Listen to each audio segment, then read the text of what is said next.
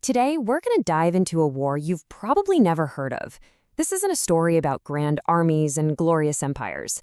No, this is a story about desperate, brilliant invention against absolutely impossible odds. It's about how one small, completely blockaded nation, armed with pretty much nothing but guts and creativity, managed to hold off three invading powers for years. Right in the heart of the continent, there was a fortress. It guarded the main artery into the nation of Paraguay, and it was so tough, so formidable, it earned that nickname, the Gibraltar of South America. This place was called Humayata, and for any invader, you had to take it. It was the key to the entire country. So the year is 1864. The War of the Triple Alliance kicks off. And on one side, you've got the small, landlocked nation of Paraguay. And on the other, a massive coalition, Brazil, Argentina, and Uruguay.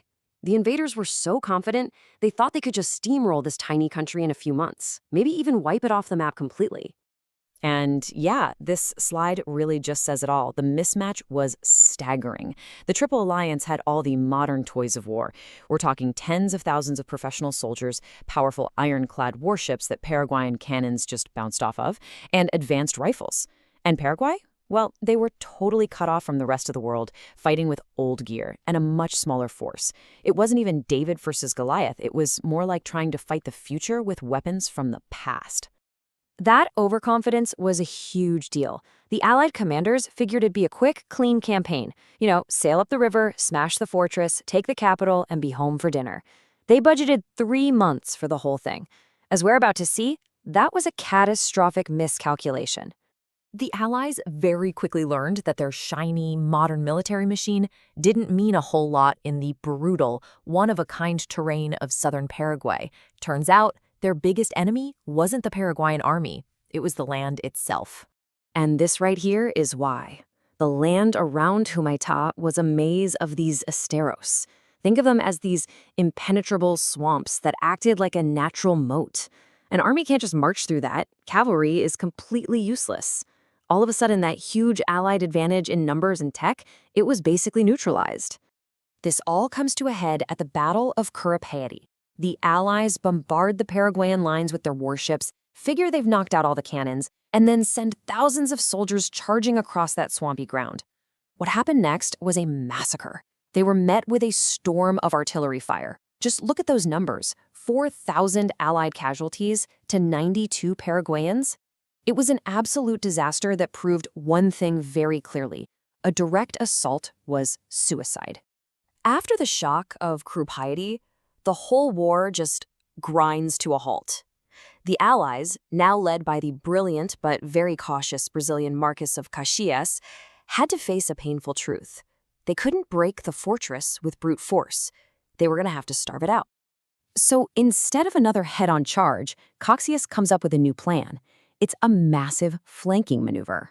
He's going to send his army on this long, grueling march through those same awful swamps, not to attack the fortress, but to surround it, to completely encircle it and choke off every last supply line. But as the siege dragged on and on, a new enemy showed up, one that was way more terrifying than any soldier: cholera, dysentery. Disease just ripped through the camps on both sides. In this brutal waiting game, way more soldiers died from sickness and starvation in their squalid camps than were ever killed in a battle.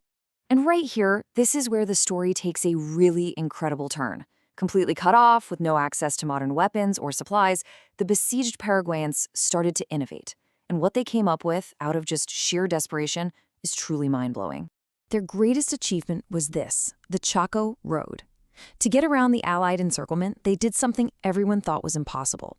They built a 54-mile-long road through the Gran Chaco, a hellscape of mud, jungle, and hostile tribes that no one had ever crossed. This secret lifeline let them ferry cattle and supplies across the river, drive them down this insane road, and then ferry them back to the starving fortress. It was a monumental feat of engineering born from pure, raw desperation. But their ingenuity didn't stop with a road. Oh no, they created improvised naval mines, which they called torpedoes. Now, they were pretty unreliable, but the psychological terror they caused in the Brazilian fleet was huge. And one of them actually worked, sinking a massive ironclad. They were running out of metal, so you know what they did? They melted down church bells from all over the country to cast new cannons. and their trench systems were so masterfully built, they turned the entire landscape into one giant deadly fortress. But even with all this incredible resilience, the slow, strangling siege was taking its toll. The fortress was doomed. But the story of the people defending it was just getting started. A British diplomat who actually visited the fortress in 1867 painted this absolutely grim picture. The army wasn't an army of men anymore. It was boys, 12 to 14 years old men, and the crippled, all of them starving and basically naked. People were literally dying from starvation where they stood.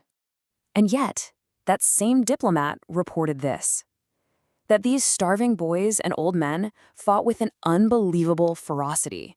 They refused to surrender, even when they were mortally wounded, fighting to their absolute last breath. It's such a shocking contrast, and it just speaks to this almost fanatical will to resist. So in August of 1868, after almost 3 years, the Allies finally took Humaitá, but what they captured was an empty ruin. Using that secret Chaco road, most of the surviving Paraguayan soldiers had already slipped away to keep the war going.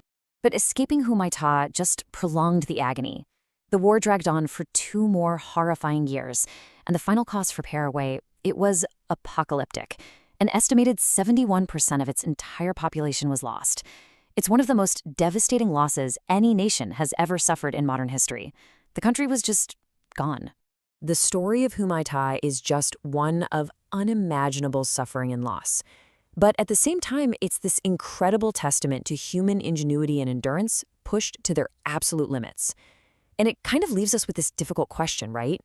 When you're faced with impossible odds, with the very real prospect of total annihilation, what are people truly capable of?